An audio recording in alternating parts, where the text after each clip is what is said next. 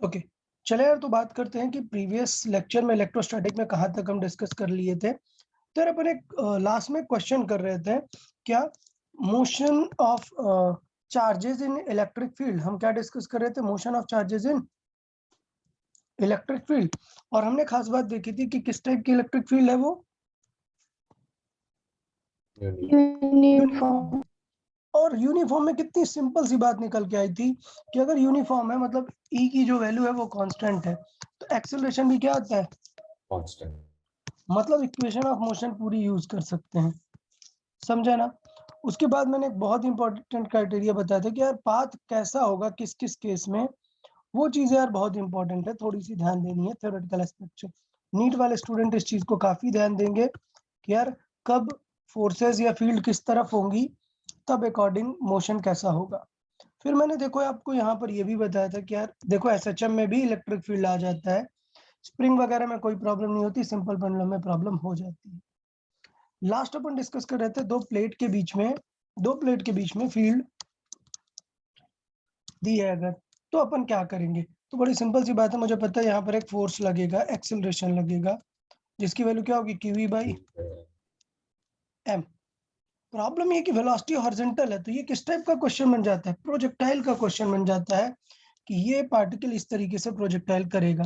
तो अगर ये फोर्स बहुत ज्यादा हुआ तो ये यहाँ भिड़ जाएगा ना, पूरा कंप्लीट कर पाएगा क्या? नहीं। तो क्वेश्चन में पूछता है कि मिनिमम कितनी स्पीड चाहिए कि ये क्या करते, जस्ट क्रॉस कर दे। जस्ट क्रॉस करने का मतलब है कि ये बिल्कुल बस यहाँ से टच होते हुए निकले बाहर, यहाँ से। तो हमें पता है प्रोजेक्टाइल में क्या करते थे अपन, पहले निकालते थे टाइम और फिर निकालते थे रेंज। टाइम क्या होगा? √2h/g टाइप से। तो √2h/g से अगर मैं देखूं तो यहाँ पर h की जगह क्या है? d/2 है, और g की जगह क्या है? एक्सेलरेशन है। तो टाइम यहाँ से अपन निकाल सकते हैं। क्या बताइए, किसी को टाइम निकालने में कोई डाउट होगा क्या? नहीं सर। नेक्स्ट, अब आपको पता है कि इतना ही टाइम तो लगेगा और उतनी ही देर में कितनी हॉरिजॉन्टल डिस्टेंस कवर करनी है, l। तो वहां से v0 की भी वैल्यू आ जाएगी कि कितनी मिनिमम स्पीड हमें चाहिए। समझा या नहीं? अब प्रॉब्लम, कई बार आपको फील्ड दे देता है कि फील्ड इतने वोल्ट पर मीटर है, फील्ड का यूनिट। एक तो फील्ड का यूनिट क्या होगा? न्यूटन पर कूलम, फोर्स अपॉन चार्ज। और एक फेमस यूनिट है वो अपन आगे देखेंगे पोटेंशियल देखने के बाद, क्या? वोल्ट पर मीटर। बट यार यहाँ से साफ समझ में आ रहा है कि अगर ई कांस्टेंट है और क्वेश्चन में वोल्टेज दिया है तो पक्का डिस्टेंस से डिवाइड करूंगा तो फील्ड आ जाएगी। तो कल मैंने बताया था कि E is equal to V/D करके भी एक फॉर्मूला होता है, आगे मैं सिखाऊंगा भी, अभी भी आप लर्न करके रख सकते हो कि फील्ड अगर निकालना है तो मे भी एग्जाम में फील्ड क्या दे दी? डायरेक्ट। और मे भी कैसे दे दिया? पोटेंशियल दे दिया, तो आपको V/D से निकालना पड़ेगा। या फिर आपको क्वेश्चन में क्या दे दिया? सिग्मा। सिग्मा मतलब क्या है यार? सिग्मा मतलब surface charge density. Surface charge density. तो अगर सिग्मा दे दिया तो मुझे किसी एक प्लेट के वजह से फॉर्मूला पता है, क्या होता है formula? Sigma upon 2 epsilon.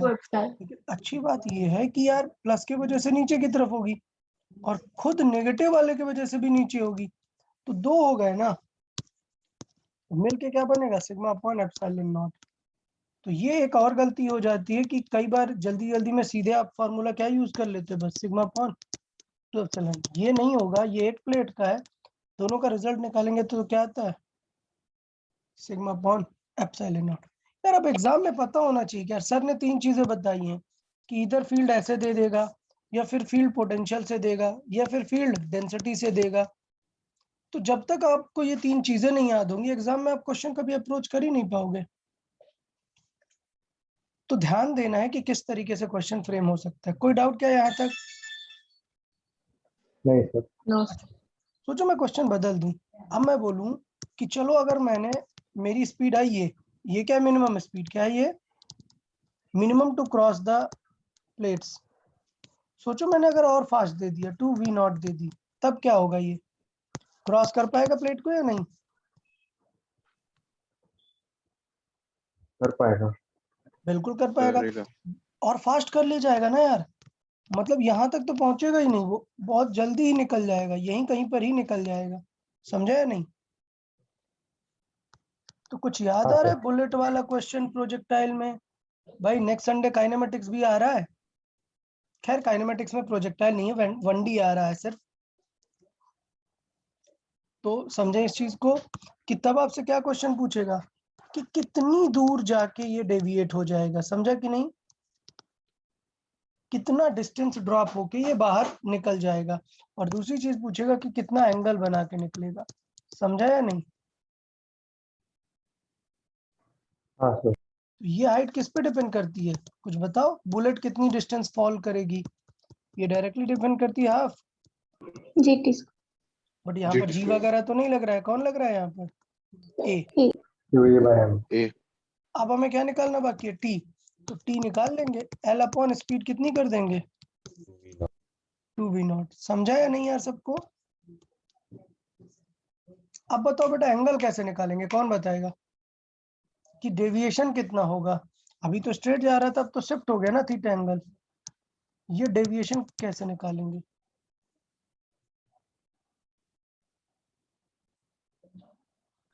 Velocity vector देखेंगे। Velocity vector, very good. तो कैसे निकालेंगे वो tan अल्फा? y का velocity upon GT by U. Very good. जी मतलब यहाँ पर होगा क्या? AT by U. 2v0। समझा ना? AT क्या हो गया? v is equal to U plus AT से आया। वर्टिकल में तो u कुछ था नहीं, सिर्फ क्या आया वहां पर? AT, जैसा कि GT आता था अपॉन 2v0। बहुत ही बढ़िया यार। ये किसने बताया अभी AT वाला? सर मैंने। हाँ आयुष, बहुत ही बढ़िया यार आयुष। ठीक है, मतलब यार सही है, टेस्ट वेस्ट तुम लोगों ने अच्छे से दिए हैं, प्रोजेक्टाइल वगैरह याद है। पक्का यार, क्लैरिटी है या नहीं किस तरीके से क्वेश्चंस फ्रेम हो सकते हैं बिटवीन द प्लेट्स मोशन पे? Yes sir. ठीक है, तो यहाँ पर मैंने वही क्वेश्चन फ्रेम किया हुआ है जो मैंने जस्ट अभी एक्सप्लेन किया हुआ है। आप देख लेंगे v0 मतलब जो थ्रोइंग स्पीड थी, हमने अब उसको क्या कर दिया है? 2 टाइम्स द एक्चुअल कर दिया है जो प्रीवियस क्वेश्चन में था। तो डिफ्लेक्शन पूछता है, तो डिफ्लेक्शन मतलब क्या? ये हाइट पूछ रहा है। क्या पूछ रहा है? ये हाइट। तो कैसे निकाल देंगे? हाफ AT स्क्वायर से, ठीक है ना? तो डिफ्लेक्शन कितना आ गया सॉल्व करके? d/8। तो अगर अपन डबल स्पीड से फेंकेंगे तो पहले ही हाइट थी d/2, और वो अब कितना हाइट ड्रॉप होगा? d/8। ओके, किसी को डाउट क्या कोई डिफ्लेक्शन निकालने में? नहीं सर। अच्छा, आप पूछेगा डेविएशन। डेविएशन मतलब क्या निकालना है? एंगल। तो ये हो गया क्या अपना? AT/2v। ठीक है ना? टी की वैल्यू रख देंगे, आपको एंगल फाइनली आ जाएगा, जो भी tan अल्फा की वैल्यू आएगी। क्लैरिटी है या नहीं यार, बताएं? तो प्रोजेक्टाइल मोशन का पॉइंट समझ आया ना कि प्लेट्स के बीच में किस तरीके से पार्टिकल का मोशन हो सकता है। डन? चले, तो मैं फिर से यार फ्रेम करता हूँ कि अपन ने क्या क्या पढ़ लिया अभी। अपन ने पढ़ लिए चार्जेस के बारे में, अपन ने पढ़ लिया क्या उनका फील्ड के बारे में, फिर उनके क्या पढ़ लिए? फोर्सेस।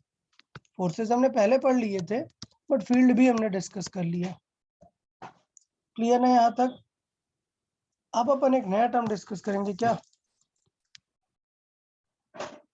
पोटेंशियल। और पोटेंशियल से रिलेटेड टर्म ही क्या हो जाएगा? Potential energy. ठीक है ना? तो इसका मतलब जैसे हमने फील्ड पढ़ा था वैसे ही हमने क्या पढ़ा? फोर्सेस पढ़ा। मैंने पहले भी समझाया था कि फील्ड का काम है एफ निकालने के लिए, F is equal to Q/E। Same point है कि मैं एक पोटेंशियल डिफाइन करता हूँ V, उसका काम क्या है? पोटेंशियल एनर्जी फाइंड करने में, उसे मैं U से रिप्रेजेंट करूंगा। U इज इक्वल टू हो जाएगा Q/V। तो बताइए दो क्राइटेरिया समझ आए कि नहीं कि हमें क्यों फील्ड और पोटेंशियल पढ़ने की जरूरत है? क्या निकालने के लिए पढ़ने की जरूरत है? Force and energy. तो मैंने पहले भी बताया था कि अगर आपको इलेक्ट्रोस्टैटिक में अच्छे क्वेश्चंस फास्ट करने हैं तो आपको फील्ड के सारे फॉर्मूले लर्न करने पड़ेंगे और पोटेंशियल की। ज्यादा बड़ी बात इसलिए नहीं है क्योंकि ग्रेविटेशन में भी ये सारी चीजें आपने लर्न की थी, याद है कि नहीं? चलिए तो फिर समझते हैं कि कैसे डिफाइन है पोटेंशियल एनर्जी कैसे डिफाइन है। तो बहुत ही सिंपल सी डेफिनेशन है। कैसे डिफाइन है? It is the work done in bringing a charged particle from infinity to certain distance in the influence of another charge। मतलब क्या हुआ कि यार एक चार्ज प्लस क्यू रखा हुआ है। क्या रखा हुआ है? Plus Q. एक चार्ज इनफाइनाइट पे रखा हुआ है। क्या टेस्ट चार्ज हम बोलते हैं, क्या मान लेते हैं स्मॉल क्यू। अब अगर इसे उठाकर मैं आर डिस्टेंस पर ले आया, कहां पर?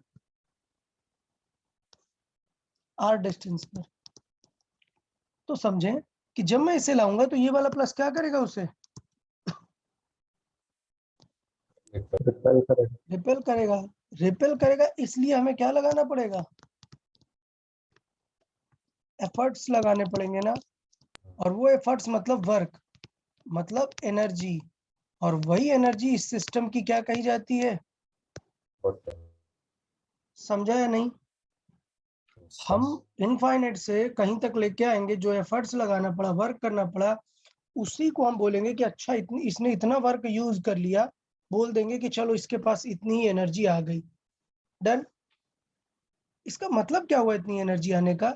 इसका मतलब ये कि यहाँ पर अगर आप इसे ड्रॉप कर दोगे, लीव कर दोगे, तो ये वापस से कहाँ चला जाएगा?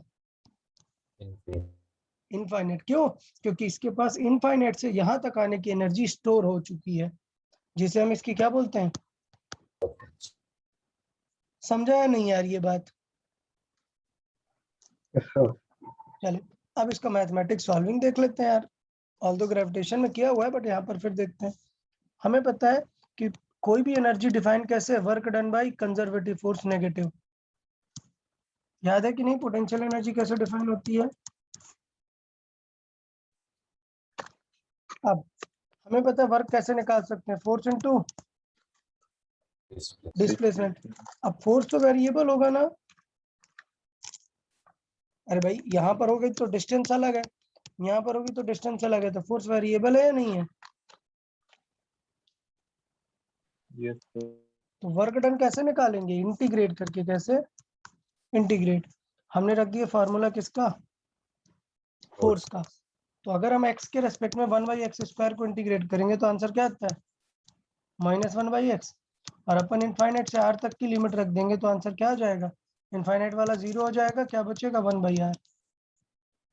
डन। तो फॉर्मूला क्या आ गया पोटेंशियल एनर्जी का? k q बाई r, या फिर k1 k2 बाई r। किसी को कोई डाउट क्या? सर इसमें वो माइनस नहीं आता है क्या, जैसे माइनस आया, gravitation में आता ये था? माइनस आया, ये माइनस आया, इसका इंटीग्रेशन -1/x होता है ना, वो प्लस हो गया। समझा? हाँ सर। हाँ। नंबर 2, ये है नेट वर्क डन। इसका मतलब इनफाइनाइट की एनर्जी, मतलब कहाँ तक लेके आयो? कहीं x डिस्टेंस तक लेकर आयो, -u इनफाइनाइट।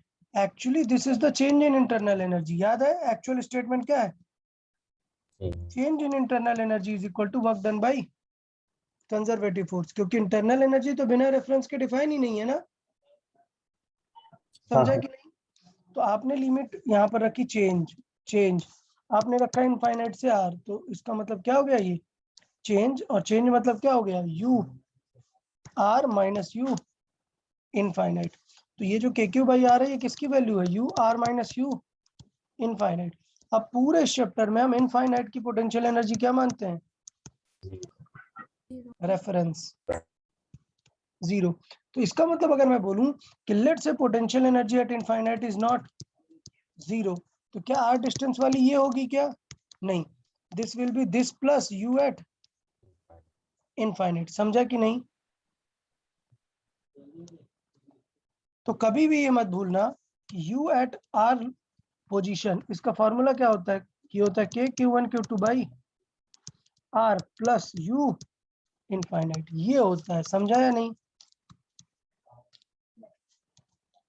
बताओ यार, ये समझा कि नहीं सबको? सिर्फ क्या ध्यान देना है कि यूजुअली हम इसे क्या मानते हैं? जीरो। यार ये तो ग्रेजुएशन में बताया ना सब यार, कुछ याद आ रहा है या नहीं? ठीक है, वहां पर बताया कि यू इनफाइनाइट अगर जीरो नहीं हुआ, बोल दिया कि +30 है, तो अकॉर्डिंगली ऐड करके देखेंगे यहाँ पर। अच्छा, वहां पर ये चीज हमेशा क्या थी? नेगेटिव। यहाँ पर नेगेटिव आई क्या? No sir. नहीं। यहाँ पर Q1 Q2 को विद साइन रखेंगे तो पोटेंशियल एनर्जी का साइन ऑटोमेटिकली आ जाएगा। ओके,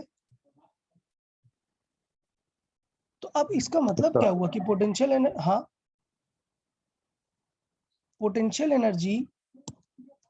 एनर्जी दोनों हो सकती है, पॉजिटिव और नेगेटिव, जबकि ग्रेविटेशन में क्या थी? सिर्फ पॉजिटिव। वो नेगेटिव, नेगेटिव मतलब होता है स्टेबल और पॉजिटिव मतलब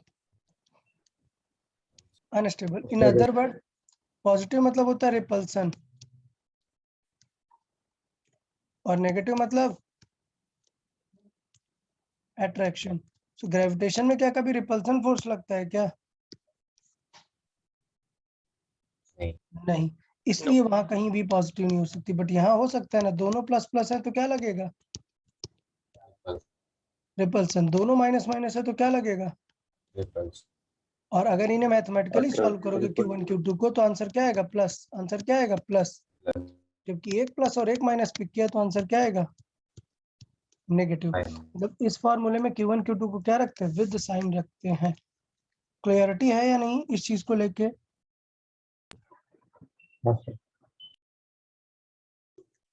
अब ये चैप्टर में मैंने इतना ज्यादा ये चीजें डिटेल में क्यों नहीं लिखी है, क्योंकि मैंने यार ग्रेविटेशन में चीजों को समझा दिया है।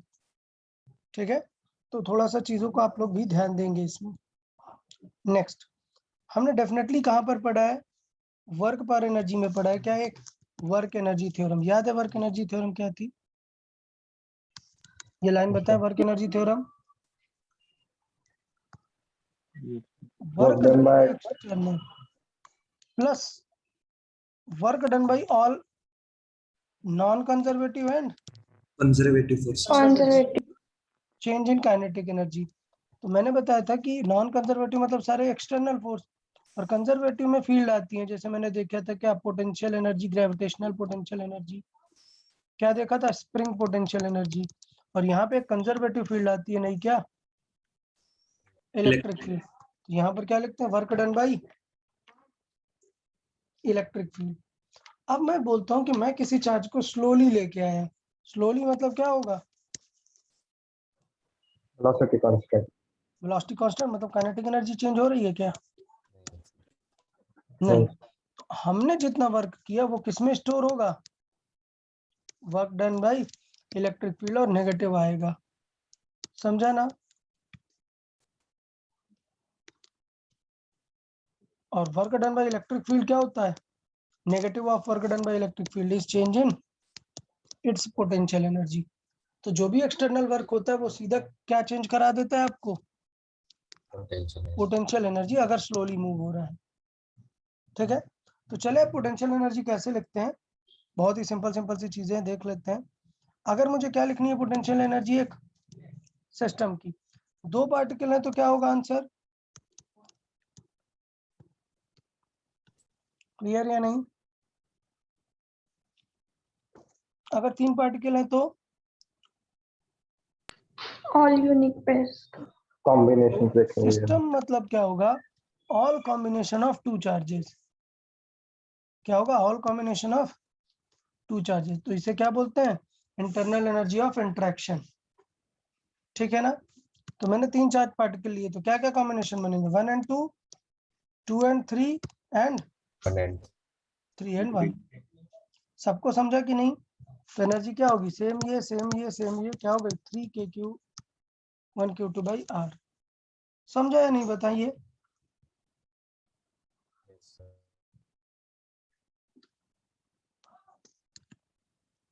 अगर मैंने 4 पार्टिकल लिए तो बताओ कितने पेयर बनेंगे? 6 पता है सबको? 1 2 3 4 और 2 कौन से पेयर बनेंगे? डायगोनल वाले 6 पेयर बनेंगे। तो अब पेयर में कंफ्यूजन ना हो इसलिए मैं बहुत ही सिंपल वे पे बताता हूँ। क्या करो, 1 से स्टार्ट करो और किन से 2 3 4 के पेयर बनाओ। स्टेप वाइज स्टार्ट करो। तो पहले मैंने 1 के पेयर किसके साथ बनाए? रिमेनिंग 2 3 4, तो 1 खत्म। अब किसका पेयर बनाएंगे? 2 का। तो फर्दर वाले से बनाएंगे, 3 से बनाएंगे और 4 से बनाएंगे। तो 2 का पेयर बना 3 और 4 से, 2 भी खत्म। 3 का पेयर बनाएंगे तो लास्ट क्या है? 4। अब 4 का पेयर वापस 1 से नहीं बनाना है ऑलरेडी बन चुका है। 4 के आगे 5 नहीं है तो बस यहीं पे एंड। क्लियर ना? यस सर तो इसमें 4 होंगे जो कि एल डिस्टेंस पर है और 2 होंगे डायगोनल जो कि L√2 पर है। तो ये 4 है हमारे पास एल वाले और 2 कितने हैं? L√2 वाले। तो मैंने लिख लिए L√2 वाले 2 हो गए और 4 वाले 2। के Q square by L common ले लिया, आंसर आ गया क्या? 4+4। कोई डाउट क्या किसी को? स्क्वायर पे अगर पार्टिकल्स है अरेंज्ड है तो उनका पोटेंशियल एनर्जी कैसे लिखेंगे? क्लियर या नहीं?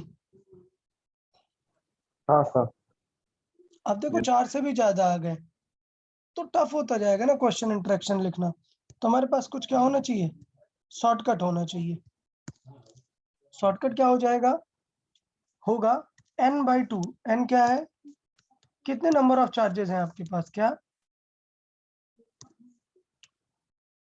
कितने number of number charges of हैं? चार्जेस और सिर्फ u आप किसका लिखो? एक बार 1 से बाकी सभी का कॉम्बिनेशन लिख दो, काफी है। तो जैसे मैंने क्या ले लिया, एक हेक्सागन ले लिया। अब मैं 1 का सबके साथ, 2 का सबके साथ, 3 का सबके साथ करूं, ऐसा करने की जरूरत नहीं। डायरेक्ट आंसर हो जाएगा। क्या करूं मैं? n/2। डायरेक्ट क्या करूंगा? n/2। कितने चार्जेस हैं? 6। तो आंसर क्या होगा? 6/2। क्लियर है ना? 6/2 किया। अब क्या करूंगा? 1 का सबके साथ इंटरेक्शन। तो 1 का 2 3 4 5 6 के साथ इंटरेक्शन। तो देखो ज्यादा नहीं सॉल्व करना पड़ा, सिर्फ 5 एलिमेंट्स किया, काम बन गया। ओके, क्लियर है ये? Yes good. तो बात ये है कि नीट वाले स्टूडेंट्स को ये बिल्कुल समझने की जरूरत नहीं। नीट में मैक्सिमम पोटेंशियल एनर्जी कितने पार्टिकल का आता है? 4 पार्टिकल का आता है या फिर इनफाइनाइट का आता है? मतलब कैसे? ऐसे रख दिए हैं। तो समझ गए क्या करना है? क्या करना है? n/2 इनफाइनाइट नहीं, मतलब नंबर बोलेगा। लेट्स से कितने पार्टिकल हैं? 50। तो क्या होगा? 50 प्लस किसकी सीरीज बनाएंगे? पहले का 2 के साथ और पहले का 3 के साथ, फिर पहले का 4 के साथ। तो देखना सीरीज कैसी दिखेगी। k² अपॉन पहले डिस्टेंस x होगी, फिर नेक्स्ट टाइम कितनी हो जाएगी? 2x, फिर नेक्स्ट टाइम 3x। लाइकवाइज कहाँ तक जाएगी? 49। डन। 49 नहीं, पूरा 50 जाएगी। ठीक है ना? सॉरी 50 पार्टिकल है, माय मिस्टेक। 49 ही जाएगी। अगर 4 पार्टिकल है तो कहाँ जा रही है? 1 2 3 तक ही जाएगी ना। 50 है तो कहाँ तक जाएगी? 49 तक। ठीक है, अकॉर्डिंगली आपको फिर अप्रोच करना पड़ेगा। समझ आया कि नहीं यार?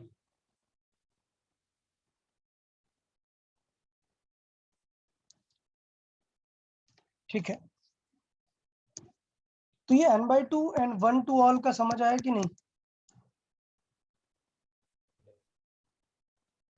n/2 करना है हाँ और फिर 1 to all का करना है। मैं ऑलरेडी ये ग्रेविटेशन में करा चुका हूं, तो मैं अब आपको ये नहीं बताऊंगा कि अगर ये डिस्टेंस l है तो ये कितनी होगी। आप फाइंड कर सकते हैं। ये डिस्टेंस जो है ये 2l होगी क्योंकि ये सेंटर होता है। 4 के लिए दिक्कत नहीं है। 3 और 5 की डिस्टेंस क्या होती है?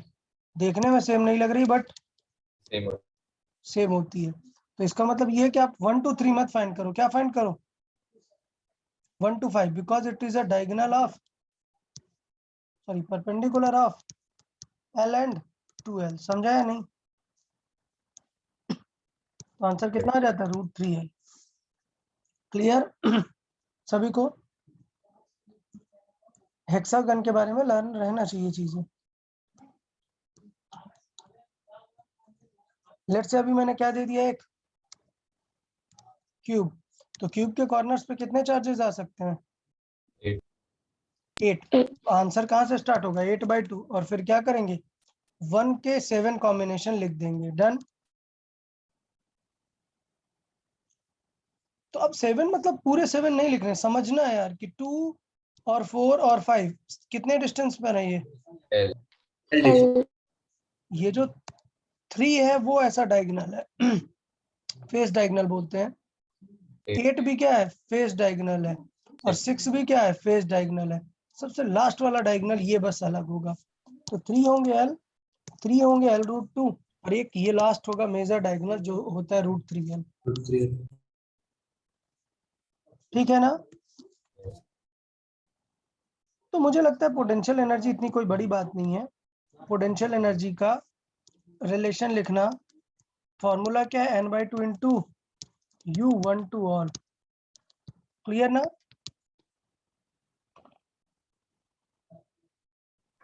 बताइए, क्लियर है? नेक्स्ट, अब मैंने बताया कि पोटेंशियल एनर्जी का एक और लिखने का तरीका होता है क्या? V into Q।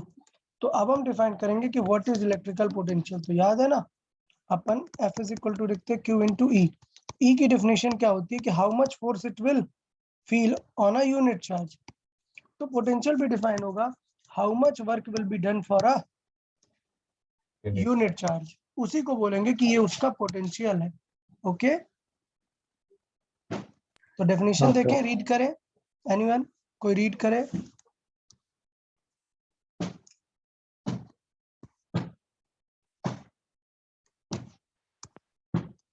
समझा? It is by the work done from bringing an infinite particle to a certain distance। Clear? तो पोटेंशियल कैसे डिफाइन हुआ? U बाई Q से, या फिर मैं बोलूं work done from infinite to r distance upon Q। कोई डाउट क्या किसी को? और ये पोटेंशियल का फॉर्मूला उल्टा सॉल्व करने में काम आता है। क्या निकालने में? वर्क डन या फिर energy. Work done by external क्या हो जाएगा? ये हो जाएगा Q इंटू डेल्टा V। इसमें कोई डाउट क्या? Q को कैसे रखेंगे? With sign. V को कैसे रखेंगे? With sign.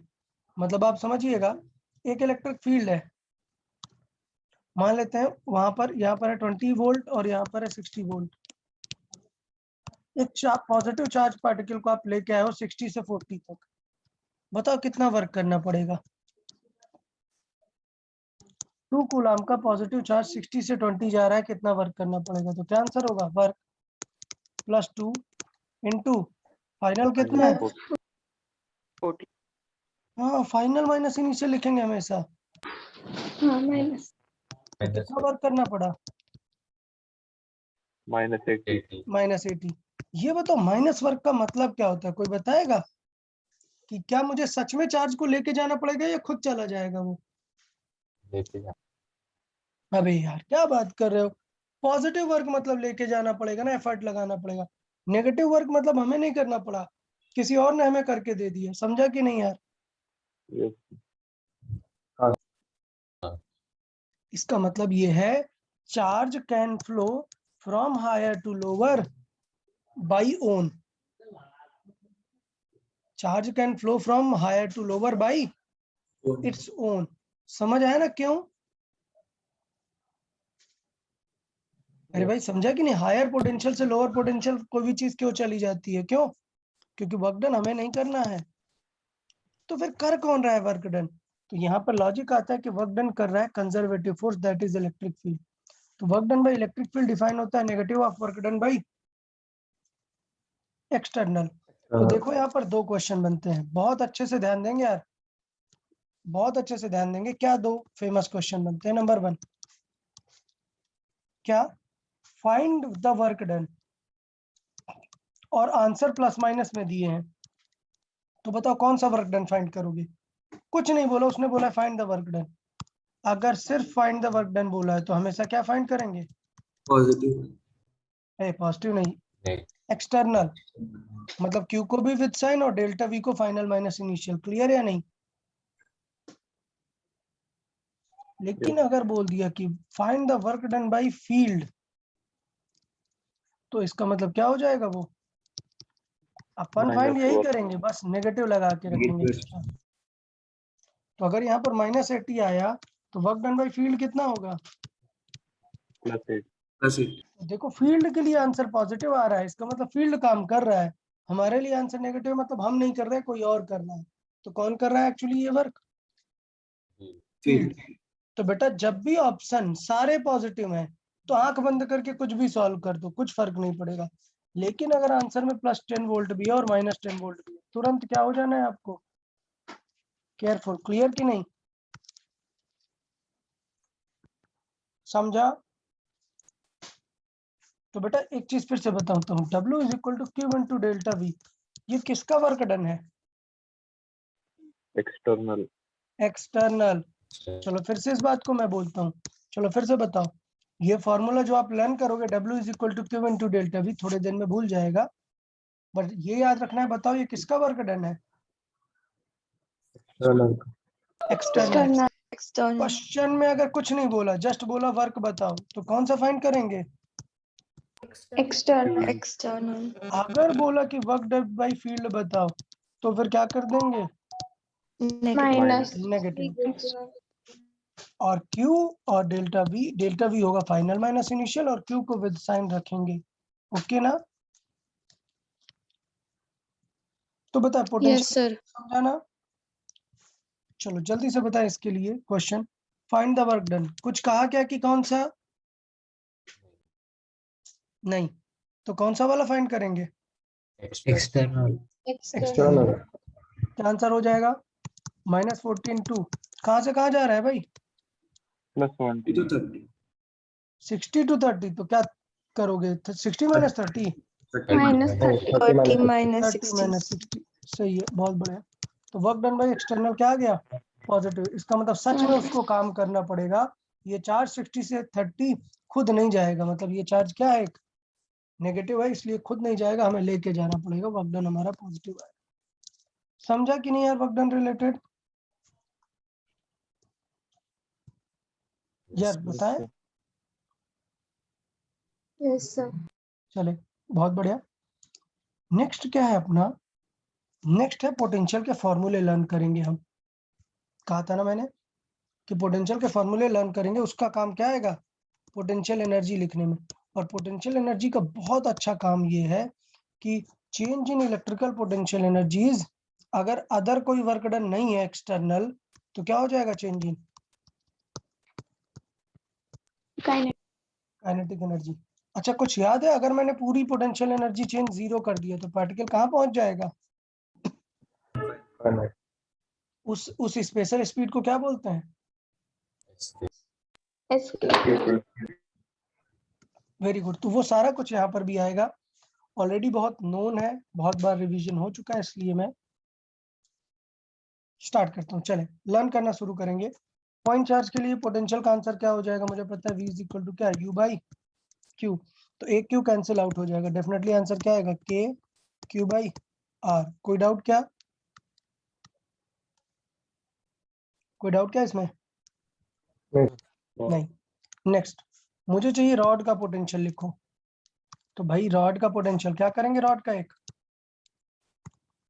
Bx का एक एलिमेंट, और उससे मानेंगे ये कितनी दूर है? x distance. तो क्या करेंगे? पोटेंशियल मतलब U/Q, और इसे मुझे इंटीग्रेट करना पड़ेगा। तो मान लेते हैं कि dx का चार्ज कितना है? dq। तो आंसर होगा k × dq × q/x। ये क्या हुआ? इन दोनों का u, और अपॉन q कर देंगे। समझे या नहीं? u लिखना आया या नहीं बताओ? ये जो लिखा है ये यू ही लिखा हुआ है। अब क्यू कैंसिल आउट हो गया और डी क्यू को dx के फॉर्मेट में लिखेंगे। तो मैंने बताया था कि इसकी डेंसिटी लैम्डा है अगर और यूनिफॉर्म है तो इसे q बाई एल लिख सकते हैं। तो dx मतलब क्या, dq मतलब क्या हो जाएगा, लैम्डा इनटू dx। तो ये हो जाएगा k लैम्डा, बाहर आ जाएगा, इंटीग्रेशन के अंदर क्या आएगा, dx बाई x, और 1/x का इंटीग्रेशन क्या होता है, ln x। तो अब यार इतना सब कुछ नहीं, पूरा डेरिवेशन इतना लर्न रखना है, माइंड में रखना है कि पोटेंशियल एनर्जी 1/x का फंक्शन होता है, इसलिए इसे इंटीग्रेट करते हैं तो किसका फंक्शन आ जाता है, ln का। क्लियरिटी है या नहीं यार? फॉर्मूला याद रखोगे तो काम बन जाएगा। अच्छी बात यह है कि नीट में रॉड का नहीं है, तो नीट वाले स्टूडेंट रॉड वाला फॉर्मूला लर्न नहीं करेंगे। Okay, next arc. यार आर्क, और एक बात बता दें, सबसे पहले बता दें, पोटेंशियल कैसी क्वांटिटी है, स्केलर। तो क्या होता था, जब मैं निकालता था फील्ड, आर्क की फील्ड निकालनी है, तो मैं कहता था कि रिजल्टेंट कहाँ पर आएगा, सेंटर पर। क्यों? क्योंकि इस फील्ड का कंपोनेंट इधर आएगा, इस फील्ड का इस चार्ज का कंपोनेंट इधर आएगा, और इन दोनों का रिजल्टेंट कहाँ आएगा, एंगल बाय साइड, बीच में से। समझा कि नहीं? अब स्केलर की खास बात ये भाई, उसको फर्क ही नहीं पड़ता है, डायरेक्शन है ही नहीं, तो सिर्फ क्या करना है, पूरे का ऐड कर देना है भाई, कुछ सोचने की जरूरत नहीं है। समझा कि नहीं? तो देखो, अगर मैंने बोला आर्क, तो यार आर्क का हर एक चार्ज कितनी डिस्टेंस पे है, सब चार्ज को ऐड कर दोगे तो क्या आ जाएगा, पूरा चार्ज आ जाएगा ना। तो आपको कुछ एंगल बाइसेक्टर ये सब दिमाग ही नहीं लगाना, थीटा का कुछ काम ही नहीं पड़ा, आप सीधे बोल सकते हो क्या, के क्यू बाई आर। थीटा का काम ये बनेगा जब क्यू की जगह क्या दे दे, लेमडा। तो क्यू इज इक्वल टू कैसे निकालना पड़ेगा, लेमडा इंटू आर्क लेंथ, वो क्या होती है, आर थीटा। समझा यार, क्लियर है या नहीं? Yes sir. तो देख रहे हो स्केलर होने का बेनिफिट। नेक्स्ट, रिंग की एक्सिस पे, कहाँ पे, रिंग की एक्सिस। तो ये रिंग है, देख लेते हैं, ये रिंग है और इसकी एक्सिस पे निकालना है भाई। सोचना ही नहीं है कि इसके वजह से इधर आएगा, फिर सबके कंपोनेंट करेंगे, साइन कैंसिल हो जाएगा, सिर्फ क्या आएगा, कॉस। नहीं करना, स्केलर है भाई, सिर्फ क्या होगा, कितनी डिस्टेंस पर है, आर डिस्टेंस पे है ना, तो सारे चार्जेस का क्या होगा, पोटेंशियल एड अप हो जाएगा। तो आंसर आएगा क्या, के टोटल क्यू बाई आर। बस ये आर कौन सी डिस्टेंस है, डायगोनल, एक्चुअल रेडियस और एक्स का स्क्वायर। देख रहे हो चीजें कितनी सिंपल हो रही है। और भाई ग्रेविटेशन में करवा चुके हैं ऑलरेडी। अच्छा नोटिस करो, मैं यहाँ पर पोटेंशियल नेगेटिव लिख रहा हूँ क्या, नहीं, जबकि ग्रेविटेशन में मैंने खास बताया था कि क्या होगा, साइन नेगेटिव। यहाँ पर पोटेंशियल फिर किस पे डिपेंड करेगा,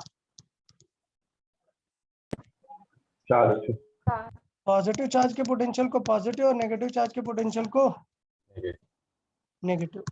ठीक है ना?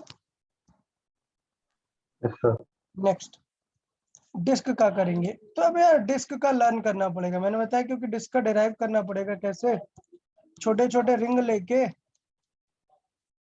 इंटीग्रेट करना पड़ेगा। तो टेंशन नहीं लेना है, उससे बेटर क्या है, आप इसे याद रखेंगे, 2k³ by r square root of r square plus x square minus x. और अगर मैं x की वैल्यू 0 रख दूं तो आंसर क्या आएगा,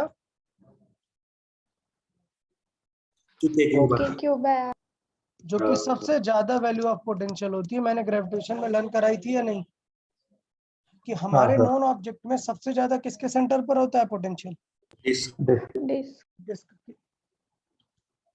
नेक्स्ट, हॉलो स्फीयर। भाई बिल्कुल लर्न कर लेना है, हॉलो स्फीयर के सरफेस पे तो फॉर्मूला होता है क्या, के क्यू बाई आर। बाहर चले जाओगे तो डिस्टेंस स्मॉल r यूज होगी, अंदर चले जाओगे तो फील्ड 0 होती थी, पोटेंशियल 0 हो जाएगा क्या? कांस्टेंट होता है। कांस्टेंट होगा, पोटेंशियल तो हमेशा एडअप होगा, इनसाइड भी पोटेंशियल क्या रहता है?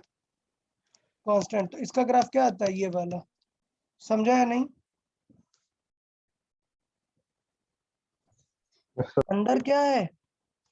कांस्टेंट 0 to r तक कांस्टेंट, उसके बाद 1/r। 1/r मतलब कैसा फंक्शन है ये? Rectangular hyperbola.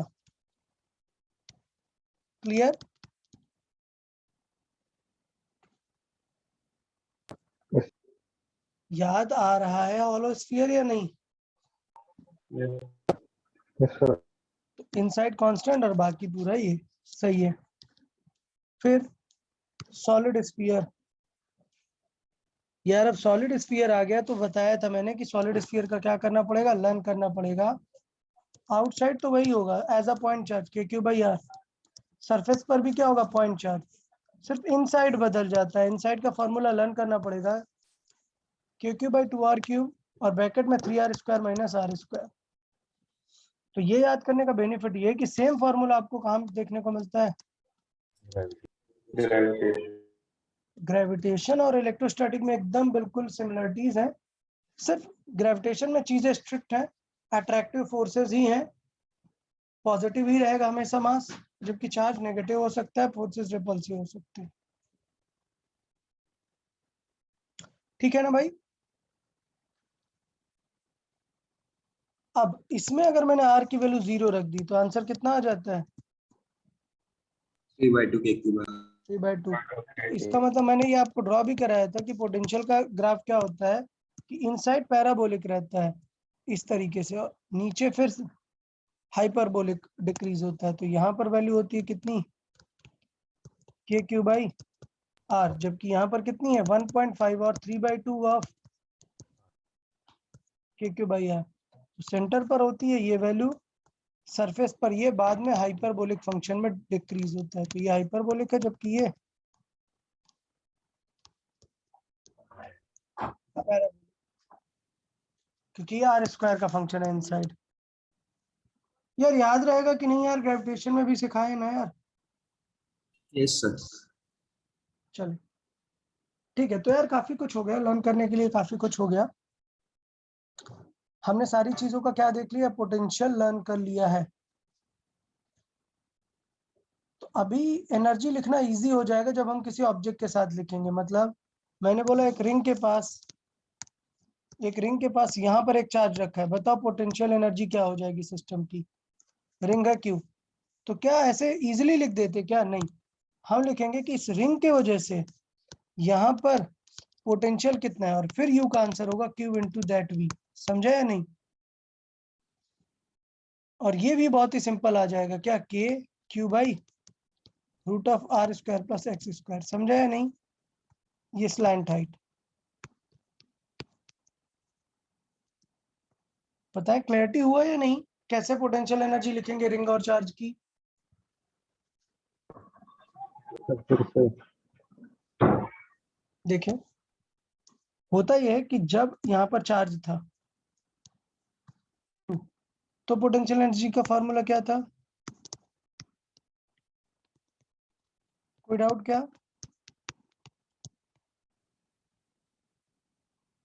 नहीं सर। अब अगर यहाँ पर कोई एक ऐसा ऑब्जेक्ट हो जाएगा जो पॉइंट चार्ज की तरह नहीं है, तो हम डायरेक्टली ये नहीं लिखेंगे, हम लिखेंगे क्या? इस पॉइंट पर उस ऑब्जेक्ट के वजह से क्या फाइंड करो पहले? पोटेंशियल, और फिर यू लिखेंगे Q × potential at that point.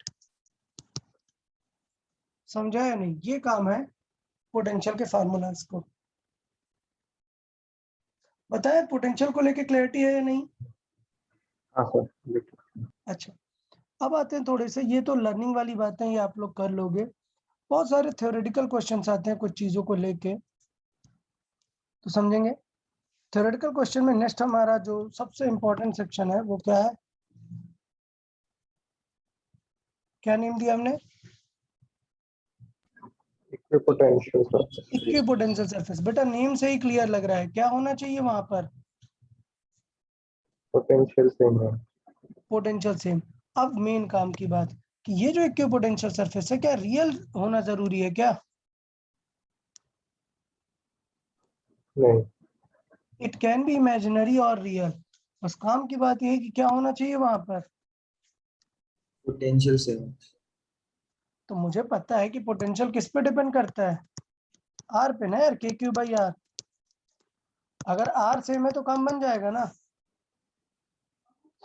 समझा कि नहीं? हाँ सर. इसका मतलब क्या हुआ देखो, सपोज ये प्लस चार्ज लिया, यहाँ पर एक पॉइंट है आर डिस्टेंस पे, यहाँ पर एक पॉइंट है आर डिस्टेंस पे। बताओ, are this point at equipotential और नॉट? है भाई, दोनों के लिए फॉर्मूला sir. क्या हाँ आएगा? Sir. K q by r. Scalar quantity है, कोई डायरेक्शन है ही नहीं, तो सिर्फ इसी पर तो डिपेंड करेगा आंसर, ठीक है ना?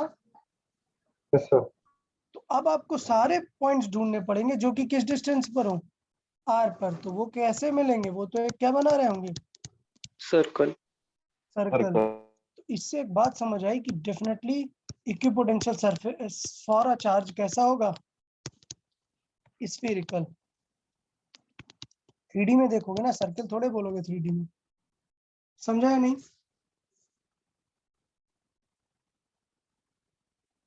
भाई एक पॉइंट चार्ज के लिए इक्विपोटेंशियल सरफेस कैसा दिखता है, स्फेरिकल। स्फेरिकल। अच्छा, इलेक्ट्रिक फील्ड की डायरेक्शन क्या होती है अगर ये पॉजिटिव चार्ज है तो? Outward. आउटवर्ड। Outward. अगर कोई चीज ऐसे रेडियली आउटवर्ड है तो आप देखोगे कि वो इक्विपोटेंशियल सरफेस से कितने का एंगल बनाएगी? 90 90 डिग्री। ये दूसरी बड़ी प्रॉपर्टी आती है। नंबर 1, ये सरफेस रियल या इमेजिनरी कुछ भी हो सकते हैं। और दूसरी इंपॉर्टेंट बात क्या आती है? Perpendicular to electric field. ये बहुत ज्यादा इंपॉर्टेंट है भाई, देख रहे हो स्टार्स? ये लाइन बहुत इंपॉर्टेंट है और हर बार काम आएगी। क्या? That equipotential surfaces are always perpendicular to electric field. समझा या नहीं? अरे भाई समझा या नहीं? Yes. हाँ सर. अच्छा, अब खास बात देखो, ये लाइन एकदम काम आएगी आपको सॉल्व करने में। क्या?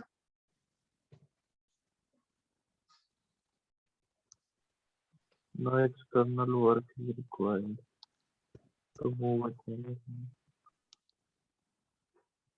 along these surfaces। क्यों भाई? वर्क डन का फॉर्मूला क्या है यार? जब आप इक्विपोटेंशियल सरफेस पे टहल रहे हो तो वर्क डन क्या आएगा?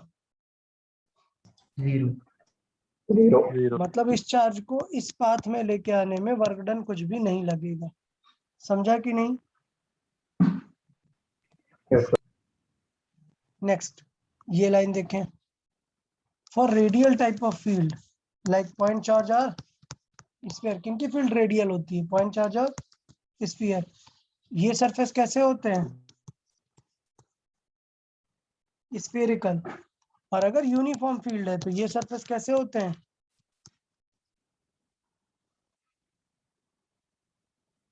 कैसे होते हैं भाई? Plane. प्लेन होते हैं।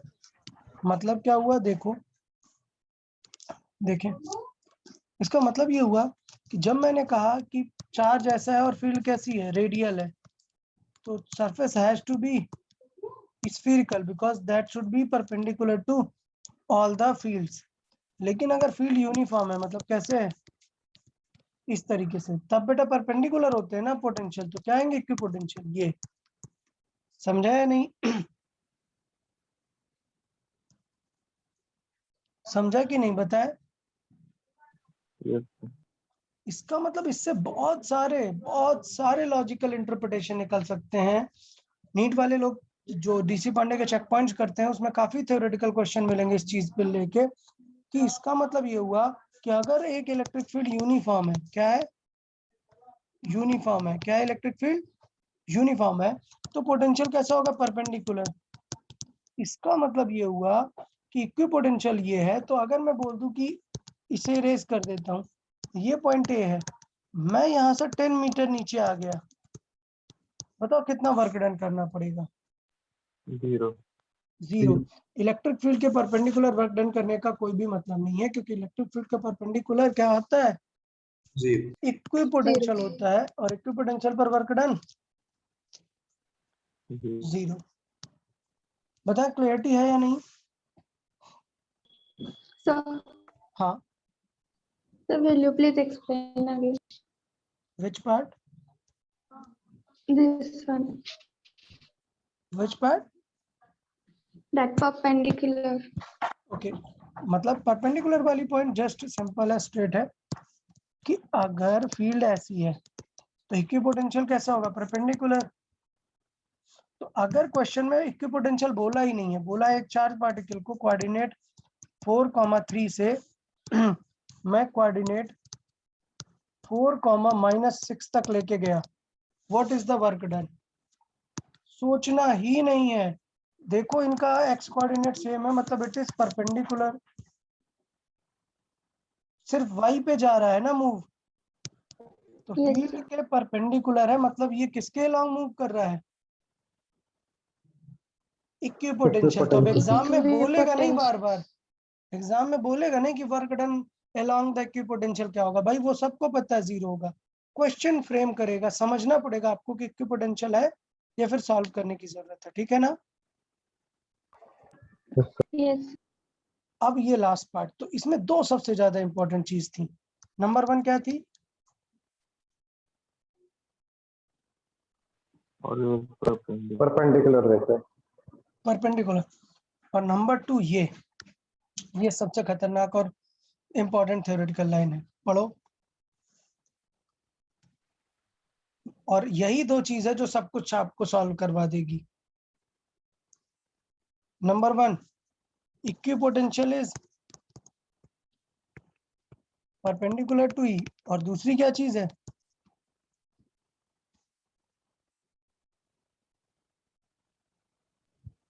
फील्ड के डायरेक्शन में पोटेंशियल कम होगा। बस, फील्ड के डायरेक्शन में पोटेंशियल क्या होगा? कम।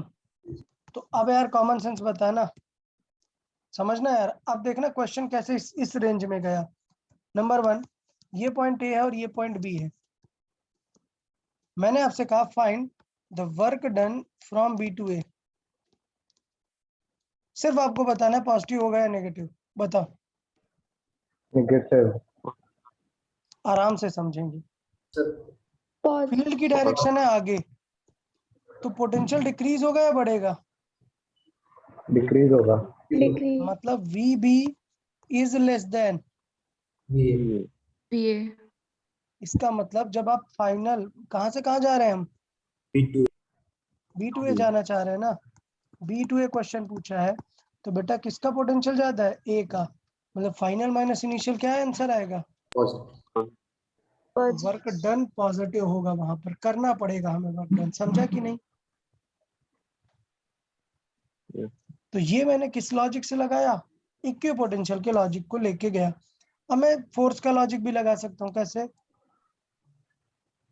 अगर ये पॉजिटिव चार्ज है तो फील्ड में इसे फोर्स किस तरफ लगेगा, लेफ्ट या राइट, बताओ? इधर या इधर, लेफ्ट या राइट?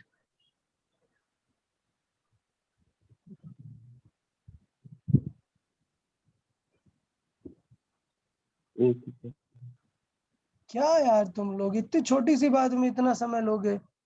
एक पॉजिटिव चार्ज को फोर्स किस तरफ लगता है फील्ड में? Right. सेम डायरेक्शन में उसके। तो क्या आएगा यहाँ पर answer? Right side.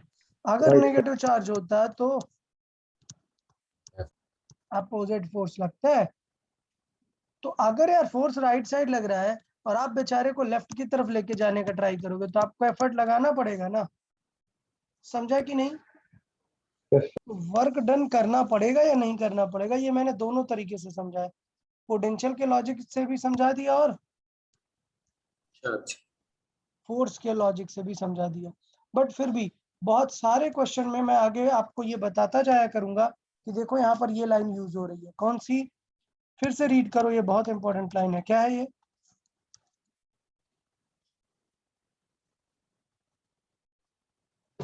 In the direction of electric field potential क्या होता है? कम होता है। डिक्रीज होता है। डिक्रीज। अगर ये पॉजिटिव चार्ज है तो फील्ड किधर होगी? बाहर की तरफ। आउटवर्ड। तो इसका मतलब ए का पोटेंशियल ज्यादा होगा बी से, और फॉर्मूले से भी देख सकते हो KQ/R। अगर R कम है तो पोटेंशियल ज्यादा। लेकिन अब आते हैं थ्योरेटिकल क्वेश्चन। अगर ये नेगेटिव है तो फील्ड की डायरेक्शन कहाँ होगी? इनवर्ड। अलोंग द फील्ड तो पोटेंशियल क्या होना चाहिए? कम होना चाहिए। इसका मतलब ए का पोटेंशियल क्या होगा? कम होगा। कम। लेकिन मुझे कम कॉमन होगा। सेंस से लग रहा है, कॉमन सेंस से लग रहा है कि यार ए का जो पोटेंशियल है वो तो आर कम है ना। आर अगर कम है तो ए का पोटेंशियल ज्यादा होना चाहिए ना। तो वो लेकिन कॉमन क्यों सेंस की नेगेटिव है? प्रॉब्लम है। क्यू क्यों? नेगेटिव होने की वजह से नेगेटिव है। इसका मतलब क्या हुआ कि ये जो ग्रेटर और हायर वैल्यू है ये कैसे डिफाइन है? It's a with sign. तो अब मैं आपसे बोलूंगा बताओ बेटा, -80 और -40 में कौन सा पोटेंशियल बड़ा है? बताओ। -40। -4। आपका सबको समझ आ गया ये दोनों चीजें? Yes sir. ठीक है, यहाँ पर ये चीजें मैंने समझाई है। क्या ड्रॉ किए हैं यहाँ पर मैंने डॉटेड लाइन से? क्या ड्रॉ किए डॉटेड लाइन से? इक्विपोटेंशियल। Equipotential sir. अच्छा, एक और चीज, काम की चीज, ये बहुत इंपॉर्टेंट यहाँ पे लिखा हुआ है एक चीज। क्या? सोचो यहाँ पर मैंने एक ए और बी ले लिए, ये एक इक्विपोटेंशियल सरफेस है, और एक ले लिया सी, ये एक इक्विपोटेंशियल है। अगर मैं बात करूं कि ए और बी का पोटेंशियल क्या है? सेम है, बट क्या वो सी के जैसा है क्या? नहीं। नहीं। तो मैं आपसे पूछूंगा कि work done by from B to C, बताओ क्या होगा? तो किसका पोटेंशियल ज्यादा है, बी का या सी का? बी का। बी का। क्लियर? तो इसका हो जाएगा Q into V C minus V B. ठीक। लेकिन अगर मैं ए टू बी जाऊंगा तो वर्क डन होगा क्या कुछ? no.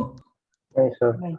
अब मैं आपको काम की बात समझाना चाहता हूं कि अगर आप ए से सी में गए और वापस बी में आ गए, मतलब आप डायरेक्ट नहीं गए, आप ऐसे घूम फिर के वापस आ गए, तभी भी on equipotential surface work done क्या होता है?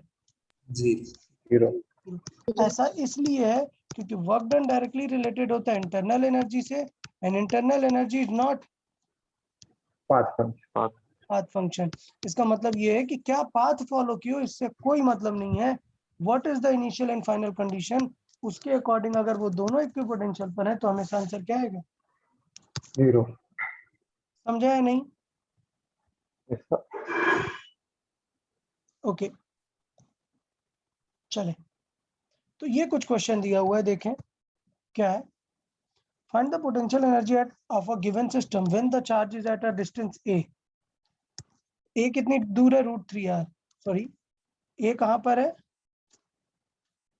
ए ज्यादा दूर है, कुछ मिस्टेक है यार। ए बी, ए √15r है, ठीक है। ए कहां पर है?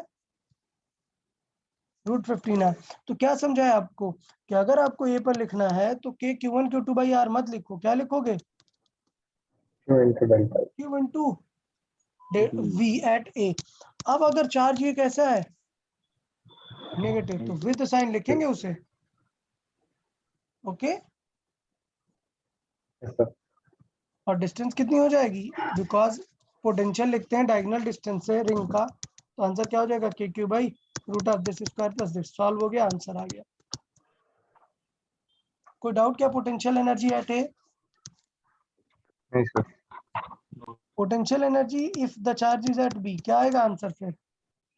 यही -Q चार्ज यहाँ पर है, सेम √3r यहाँ पर रखेंगे। ओके ना? तो क्या आंसर आएगा? -KQ/2r। अब बताना है, 2r। अब बताना कौन सा पोटेंशियल ज्यादा है एनर्जी, ए पर या बी पर?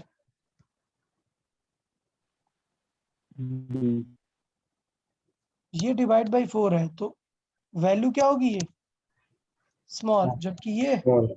लार्ज। Large. लेकिन बाहर क्या लगा है, Minus. माइनस। Negative. इसका मतलब कहाँ पर पोटेंशियल एनर्जी ज्यादा है, Paper. ए पर। समझा ना? तो इसका मतलब ए पर ज्यादा है, तो ए पर अगर चार्ज को छोड़ दिया ना तो वो बी पर खुद आ जाएगा फास्ट। मान लो ए पर एनर्जी थी 100 और बी पर 70, तो कितनी एनर्जी लॉस हो गई, 30। और वो 30 किस फॉर्म में कन्वर्ट हो गई होगी। Kinetic. तो एक टाइप का ये भी क्वेश्चन बनता है कि अगर किसी को एक पोटेंशियल वाले स्पेस से छोड़ दिया तो दूसरे जगह पर आकर क्या होगा। अब यही चीज अगर मैं काइनेमेटिक्स से सॉल्व करूं तो देखो यहाँ पर एक फोर्स होगा, बट ये डिस्टेंस बदलने की वजह से फोर्स भी क्या आ जाएगा, Variable. वेरिएबल, मतलब एक्सेलरेशन भी वेरिएबल। तो बेटा फॉर्मूला नहीं लगा पाएंगे ना, स्पीड निकालना फंक्शन से बहुत ही लेंदी पड़ेगा। समझा ना? तो कभी भी ये ध्यान देना कि स्पीड निकालने में मोस्टली किसका यूज करते हैं, energy change in potential energy की is equal to change in. Kinetic. Done. तो एनर्जी कंजर्वेशन से अपन निकाल सकते हैं कि जब वो ए पर पहुंचेगा तब उसके पास स्पीड कितनी हो जाएगी। तो एनर्जी कंजर्वेशन क्या देखना, चेंज इन पोटेंशियल किस में कन्वर्ट हो जाएगा, चेंज इन। Kinetic. अब समझना, आपको पता है कि उसकी काइनेटिक एनर्जी बढ़ने वाली है तो पोटेंशियल क्या हो रही होगी, Move. कम। तो बेटा यू बी माइनस ए करोगे या U A minus B, A minus B. A minus B ना, हायर माइनस लोअर करोगे तभी तो पॉजिटिव आंसर आएगा क्योंकि काइनेटिक एनर्जी बढ़ रही है। समझा ना? हाँ सर। तो मतलब -1/4 of -1/2, so I can say it is -1/4 and plus 1/2, तो आंसर क्या आ जाएगा, +1/4। One by और इसे इक्वेट किससे करेंगे, हाफ mv² से। समझा या नहीं? हाँ सर। तो यहां से अपन निकाल सकते हैं स्पीड। तो मुझे लगता है पोटेंशियल चेंज और स्पीड की भी चीजें समझ आ गई होंगी। अब देखो यार, ऐसे क्वेश्चन सिंगल ही मिलते हैं। अब ये क्वेश्चन आप चाहे बुक पे देखो, शीट में देखो, एक ही क्वेश्चन मिलेगा। तो आपको ये थोड़े से ध्यान देने, इंपॉर्टेंट क्वेश्चंस होते हैं, एक दो ही रखते हैं, बट आपको पूरा सीखना पड़ता है कि कैसे आप निकालने वाले हो। समझा या नहीं? हाँ सर। अब ये क्वेश्चन देखेंगे। अच्छा जस्ट मिनट, एक 2 मिनट ब्रेक लें, तब तक आप ये क्वेश्चन ट्राई करें। Just minute, okay? तब तक आप ये क्वेश्चन रीड करें, सॉल्व करें इसे।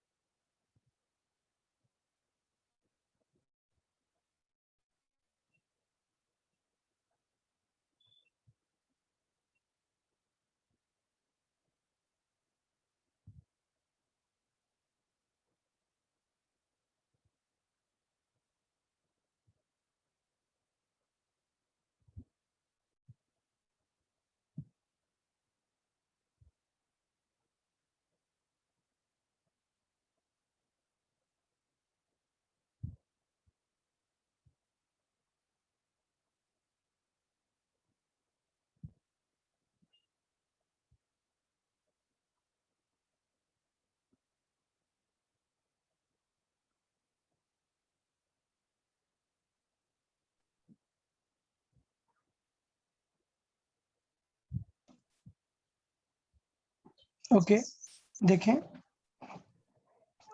ये क्वेश्चन ट्राई किया क्या आप लोगों ने? Right the potential at the centre of the square with similar charges at the corner. आपको क्या लिखना है सेंटर पर पोटेंशियल। तो यार अगर फील्ड होता तो फील्ड क्या होता है इन ऑल फोर की वजह से? Cancel. Cancel zero, but potential cancel होगा क्या? नहीं। तो ऑल फोर का पोटेंशियल होगा। तो पोटेंशियल लिखना कितना इजी है, आपको 4 टाइम्स किसी एक चार्ज का लिख दो, ये डिस्टेंस कितनी है तो पूरी होती है L√2, उसका भी हाफ कर दो मतलब L/√2, इसका 4 टाइम्स कर दो तो आंसर आ गया। कोई डाउट क्या इसमें? सर नेक्स्ट पार्ट किसी ने ट्राई किया क्या? सर पोटेंशियल निकाला उस पॉइंट पर, लेकिन फोर्स नहीं करना। Find the field and potential at a point perpendicular to the plane of a square and √3l। तो यार समझो कि अगर मैं perpendicular to plane of this paper बनाऊं तो मैं उसे ऐसे साइड में देख सकता हूं कि ये क्या बना है स्क्वायर, और इसका परपेंडिकुलर मतलब यहाँ पर √3l। समझा कि नहीं? Yes, sir. तो अगर मैं देखूं तो चार्जेस किस लोकेशन पर है, ये डिस्टेंस ये 90 डिग्री है और ये किसका काम करेगा, एक उसके डायगोनल का काम करेगा ना। तो क्या आ जाएगी डिस्टेंस r की रूट ऑफ √3l का स्क्वायर मतलब 3l स्क्वायर प्लस L/√2 का Square. स्क्वायर, तो मतलब L/2। तो रूट के अंदर क्या आ जाएगा 7/2। समझा या नहीं यार? Yes, sir. पोटेंशियल कितना हो जाएगा 4kq अपॉन √7/2 है। 7/2. कोई डाउट क्या किसी को इसमें? नहीं सर। अब बात आती है क्या लिखना है PV. फील्ड। तो फील्ड मतलब कैसी चीज हो गई वेक्टर। तो अब आपको कंपोनेंट बनाने पड़ेंगे। अब आपको कॉमन सेंस लगाना पड़ेगा कि इस फील्ड को ये वाला जो है इस फील्ड का 2 कंपोनेंट होंगे और इस फील्ड के भी 2 होंगे। ये दोनों एक दूसरे के परपेंडिकुलर को क्या करने वाले हैं कट। सेम ये और ये अपने परपेंडिकुलर को कट करके चारों के कौन से कंपोनेंट देखेंगे सिर्फ Horizontal. हॉरिजॉन्टल। तो आंसर क्या होगा KQ/R² इनटू क्या सबका cos थीटा। और cos थीटा अगर यहाँ से देखूं थीटा देखूं तो cos थीटा होगा बेस और हाइपोटेनस। समझा कि नहीं? हाँ सर। तो cos थीटा क्या हो जाएगा बेस कितना है √3l और हाइपोटेनस वही है √7/2। ये हो जाएगा फील्ड का आंसर। समझा या नहीं?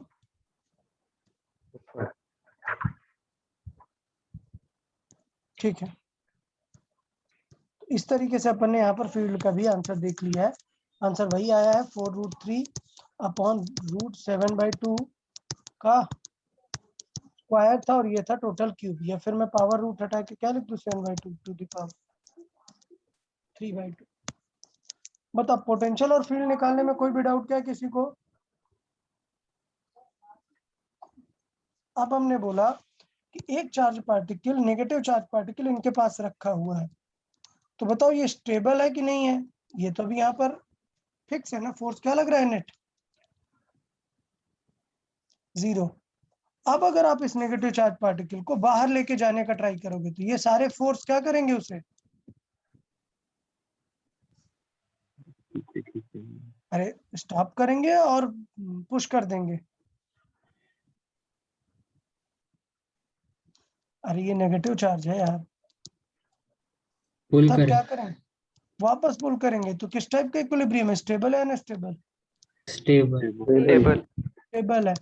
अब प्रॉब्लम ये है कि तब क्वेश्चन पूछेगा कि मैं इसे क्या स्पीड दे दूं कि ये निकल के चला जाए एकदम इनफाइनाइट तक चला जाए। तो क्या फोर्स वगैरह देखेंगे क्या तब? नहीं, टफ पड़ जाएगा। क्या होगा आप क्या जीरो करा दो इनकी पोटेंशियल एनर्जी। Potential. पूरी पोटेंशियल एनर्जी के बराबर क्या दे दो इसे काइनेटिक काइनेटिक एनर्जी एनर्जी दे दो, वो चला जाएगा एकदम इनफाइनाइट तक। समझ आया ये वाला क्वेश्चन एस्केप स्पीड का? हाँ सर। समझा कि नहीं? ठीक है, एस्केप स्पीड का समझा। अभी एक नेक्स्ट क्वेश्चन पूछा है find the potential eight point A. दो रिंग है, चार्ज रिंग है, आपको किस पॉइंट पर पोटेंशियल बताना है? ए पॉइंट पर। तो अब आपको लगेगा कि ए पॉइंट पर पोटेंशियल क्या होगा, तो आपको पता चलेगा कि इस रिंग की वजह से सेंटर पर पोटेंशियल क्या होगा? 0। 0 नहीं भाई, फील्ड 0 होती है, पोटेंशियल 0 रहेगा क्या? No sir. नहीं, सब आर डिस्टेंस पर है, सारा चार्ज आर डिस्टेंस पर है, डायरेक्ट आंसर आ जाएगा के क्यू बाई आर। कोई डाउट क्या? लेकिन ये पॉइंट इस रिंग के एक्सिस पे भी तो है, इस रिंग का भी तो पोटेंशियल आएगा, और स्केलर है तो डायरेक्टली क्या होगा? ऐड। तो कभी भी पोटेंशियल लिखना तो देखना कि कितने सारे लोग हैं। मैंने इस तरीके से बना दिया, ये एक प्लस चार्ज है, ये Q2 है, ये Q3 है। चलो कोई मुझे बताएगा what is the potential at this point? चलो कोई बताओ। Q1, Q2, Q3, the distance is R2 and the distance is R3, और ये है R। All these are hollow. चलो write the potential at given point A. चलो step बताओ। सबसे पहले किसका लिखेंगे? पॉइंट चार्ज Q1 का। क्या आंसर आएगा? K q by r. Q by R plus, अब किसका लिखेंगे? Q2 Q2 का। क्या आएगा? के Q2 by R minus R minus R। क्या महान लोग हो यार, शेल वगैरह R में सेंटर से ही लेते हैं ना सब कुछ।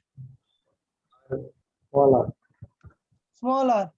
भाई साहब इस तरीके से नहीं चलेगी फिजिक्स, सब कुछ सेंटर से लेते हैं। नेक्स्ट थर्ड क्या होगा? Q3 का कुछ आएगा क्या? Q3 के लिए ये पॉइंट इनसाइड है, बताओ। KQ3 by R3. के क्यू बाय आर। फिर से क्लियर, स्मॉल आर या फिर कुछ और? R3. Capital R3, very good. क्या होगा? R3। कहाँ से पता चला ये? क्योंकि किसी शेल के अंदर पोटेंशियल क्या रहता है? Constant. As the surface. बहुत ही बढ़िया यार, बहुत ही बढ़िया। तो मुझे लगता है पोटेंशियल सबको समझ आ गया। तो इसका मतलब यहाँ पर क्या होगा? एक रिंग का वो सेंटर है और दूसरे रिंग के लिए वो ये वाली डिस्टेंस है, ठीक है ना? तो पोटेंशियल लिखना आया या नहीं ये पॉइंट पर? सिमिलरली अगर बी पर लिखना है तो बी क्या हो जाएगा?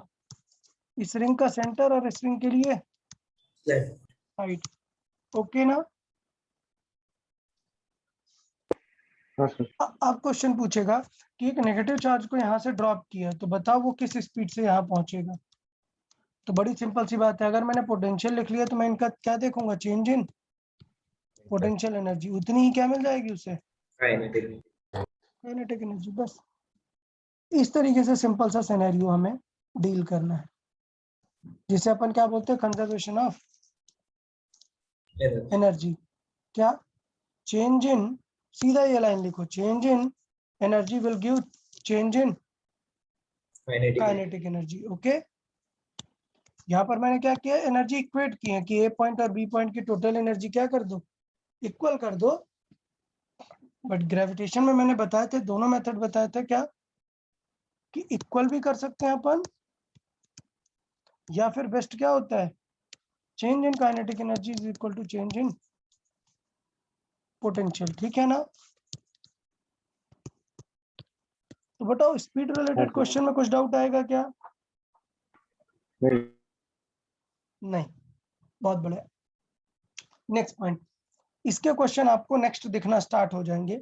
आप डीसी पांडे आगे सॉल्व करना शुरू करेंगे तो आपको पोटेंशियल के भी क्वेश्चन मिलने लगेंगे, और एक क्वेश्चन मिलेंगे ई और वी में। और ये इंपॉर्टेंट है, क्यों? ई क्या है? एक, जबकि वी क्या है? एक। ध्यान देना पड़ेगा कि क्या करते रहना है कि स्केलर से वेक्टर कन्वर्जन प्रॉपर होता रहे। तो आइडिया बहुत सिंपल है, v इज इक्वल टू क्या था? W बाई Q, याद है? और W को क्या लिख सकते हैं? Integration of F dot D R ना। और फोर्स मतलब क्या हो जाएगा, Q इंटू ई, तो Q कैंसिल आउट हो गया, सिंपल सा क्या रिलेशन आ गया, potential is integral of E dot D R. क्यों डॉट प्रोडक्ट निकालना पड़ा, क्योंकि ये वेक्टर है और ये स्केलर, और अगर वेरिएबल है तो ई डॉट डी आर करना पड़ेगा। और यार वर्क डन में मैंने बहुत सिखाया है कि ई दिया है आई कैप जे कैप के कैप के टर्म्स में, तो अगर आई कैप दिया है तो किसके साथ इंटीग्रेट करोगे, dx, जे कैप भी दिया है तो dy, के कैप भी दिया है तो dz, सिर्फ दिया हुआ है कि 3x स्क्वायर है फील्ड, तो डायरेक्टली dx कर दो, क्योंकि कुछ कहा ही नहीं आई कैप जे कैप, समझा ना। तो बताओ पोटेंशियल लिखने में किसी को कोई डाउट, पोटेंशियल कैसे निकालेंगे अगर ई वेरिएबल है तो, पोटेंशियल कैसे निकालेंगे अगर ई वेरिएबल है, integration of E dot integration E dot D R, सही है, minus of E dot D R. और ये मैंने बता दिया कि अगर आई कैप है तो एक्स के साथ, वाई जे कैप है तो वाई के साथ, के कैप है तो जेड के साथ, आप कर लेंगे। अब स्पेशल केस पे आते हैं, अगर ई क्या हो जाए कांस्टेंट, तो ई बाहर आ जाएगा ना, फिर क्या आएगा, integration of D R. D R. अब प्रॉब्लम ये है कि इस तरीके से आप वेक्टर बाहर नहीं ले सकते, वरना v का आंसर वेक्टर आ जाएगा ना। तो क्या करते हैं, इंटीग्रेशन ऑफ इसे क्या लिखते हैं, E D R cos theta, और बाहर जब आएगा तो ई का मैग्नीट्यूड बाहर आएगा और इंटीग्रेशन क्या होगा, D R cos theta. D R is the distance, बस उसका कॉस कंपोनेंट, मतलब कॉस कंपोनेंट किसके लॉन्ग है, थीटा किसके लॉन्ग है, ई के साथ। तो इसका मतलब बहुत ही सिंपल सा लॉजिक होता है, v is equal to E into distance, but किसके लॉन्ग, ई के लॉन्ग। अगर नहीं है तो फिर आपको d इंटू कॉस थीटा लिखना पड़ेगा, समझा या नहीं, मतलब काम बन गया। देखना क्या समझाना चाह रहा था, मान लेते हैं 10, अच्छा यहाँ से यूनिट पता चला कि ई का यूनिट क्या हो सकता है, पोटेंशियल का यूनिट क्या है, वोल्ट्स, डिस्टेंस का डिवाइड करोगे तो यहाँ से ई का एक और यूनिट आ गया, वोल्ट पर मीटर। न्यूटन पर कूलॉम ज्यादा फेमस नहीं है, जनरली फील्ड वोल्ट पर मीटर में देते हैं। अब समझना, ये कोऑर्डिनेट है 2,4 पर, मैं यहाँ से आ गया कहाँ तक, 5,1 पर, फाइंड द वर्क डन। तो आपको क्या ये डिस्टेंस चाहिए क्या, नहीं सर, नहीं, कौन सी डिस्टेंस चाहिए, in the direction of field, in the direction of field, मतलब सिर्फ कितनी, 3, सॉरी 3 होगी ना, 2 to 5 है x, सो वर्क डन का आंसर क्या आया, 30। क्लियरिटी है या नहीं इस चीज को लेके,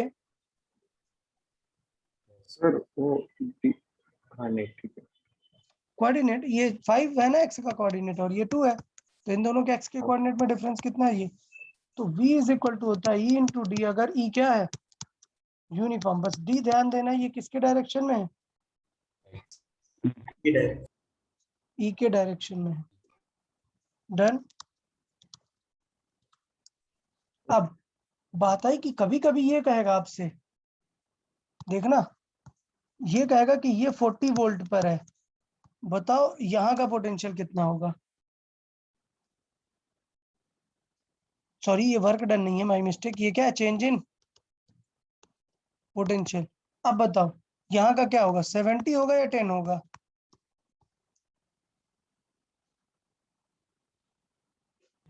10 होगा, कैसे पता, वो कम होता है inter direction of field. Very good यार, बहुत ही बढ़िया, यही चीज कैच करने वाली थी कि इस फॉर्मूले से आप निकाल तो सकते हो पोटेंशियल, लेकिन जब लोकेशन की बात आएगी तब कॉमन सेंस लगाना पड़ेगा। क्या, in the direction of field potential क्या होगा, डिक्रीज होगा। अब चलो उल्टा सॉल्व करते हैं, मैंने बात किया कि v इज इक्वल टू क्या होता है, minus E dot D R. अब मैं इंटीग्रेट करने की जगह इसे क्या कर दूं, इक्वेशन को डिफरेंशिएट, तो v क्या बन जाएगा dv, और इंटीग्रेशन क्या हो जाएगा, हट जाएगा। समझा या नहीं? Yes. तो e डॉट dr को क्या लिख सकता हूँ, e dot dr cos theta. अभी क्या मैंने कहा क्या कि e कांस्टेंट है या वेरिएबल है? नहीं, मैं सिर्फ e से v फाइंड करने का ट्राई कर रहा हूँ। तो देखो e cos थीटा की वैल्यू क्या आ गई, dv बाई dr। तो मतलब ये कहने का कि अगर मुझे e फाइंड करना है तो आंसर क्या हो जाएगा, minus of dv by dr। अगर वेरिएबल है, अगर कांस्टेंट है तो सीधा आंसर क्या हो जाएगा, v dot v by r या d। अब देखना क्या ये एक्चुअली का आंसर आया क्या, नहीं, ये e cos थीटा का आया। तो इसका मतलब मैं d cos थीटा लिख सकता हूँ ना। इसका मतलब d is the distance cos theta बताता है in the direction of e। समझा ना? Yes. तो d का मतलब ये in the direction of field. तो देख लेते हैं कि अगर पोटेंशियल क्या दे दे आपको, x का फंक्शन है, तो e का आंसर क्या आ जाएगा, dv बाई dx। समझा कि नहीं? और x का फंक्शन है तो डेफिनेटली आप क्या वेक्टर लगा सकते हो, I cap. i cap. अगर वो y का फंक्शन है तो j कैप, z का फंक्शन है तो k कैप। अभी समझ आया कि स्केलर से वेक्टर कैसे आएगा। Yes, sir.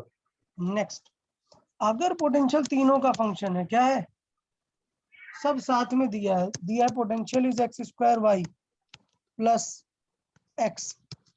अब फील्ड फाइंड करो। अब किसके रेस्पेक्ट में डिफरेंशिएट करोगे, तो अब क्या करेंगे यहाँ पर, Partial differentiation. पार्शियल। Partial मतलब जब आई कैप लिखना होगा तो एक्स के रेस्पेक्ट में करोगे, जब वाई लिखना होगा तो What? तो चलो इसे सॉल्व कर लेते हैं। एक्स के रेस्पेक्ट में करता हूँ पार्शियल, तो वाई को क्या मानूंगा, Constant. तो कांस्टेंट। एक्स का क्या है 2x प्लस 1। ये हो गया क्या आई कैप। ये मैं क्या लिख रहा हूँ, फील्ड। समझा कि नहीं? Plus sir. अगर पार्शियल y को करोगे तो y का आएगा 1 और x square will remain as it is. और जब y के रेस्पेक्ट में करोगे तो इस x का क्या आएगा, 0 ना, 0. जीरो। एक्स स्क्वायर जी कैप। ये आ जाएगा फील्ड का आंसर। समझा या नहीं? Yes. तो इस तरीके से अपन क्या कर सकते हैं, समझ सकते हैं इन चीजों को कि फील्ड से पोटेंशियल कैसे रिलेट करना है, कैसे करना है। ठीक है, तो अपन क्या करेंगे, नेक्स्ट लेक्चर में, कल के लेक्चर में अपन क्वेश्चंस देखेंगे कि ई और वी को कैसे रिलेट करते हैं। समझा या नहीं? तो आज हमने क्या डिस्कस किया, फॉर्मूले डिस्कस किए हैं। आप एक बार सारे फॉर्मूले अच्छे से समझेंगे, कल अपन क्या करेंगे, क्वेश्चन सॉल्विंग करेंगे। ठीक है यार, Yes. बताएं, ऑल ओके? Yes, sir. चलो ठीक है। ठीक है, तो आज के लिए डिस्कशन इतना रखते हैं। एक बार आज का सारा नोट्स आप रिवाइज कर लो, और डीसी पांडे बुक अभी आज सॉल्व करने की जरूरत नहीं है। कल थोड़ा सा ई और वी में रिलेशन वाले क्वेश्चंस हो जाएं, उसके बाद आप कल सॉल्व कर सकते हो, आगे फर्दर शीट सॉल्व कर सकते हो। और ये मैं डाल दूंगा कि कहाँ से कहाँ तक शीट सॉल्व करना है, तो आप सॉल्व कर लेंगे। आज का होमवर्क फिजिक्स में सिर्फ नोट्स रिवीजन है। Okay Yes. ओके, चलो ठीक है फिर, bye then, Bye. Okay. Bye bye Yes, sir. Bye all of you. Bye, sir.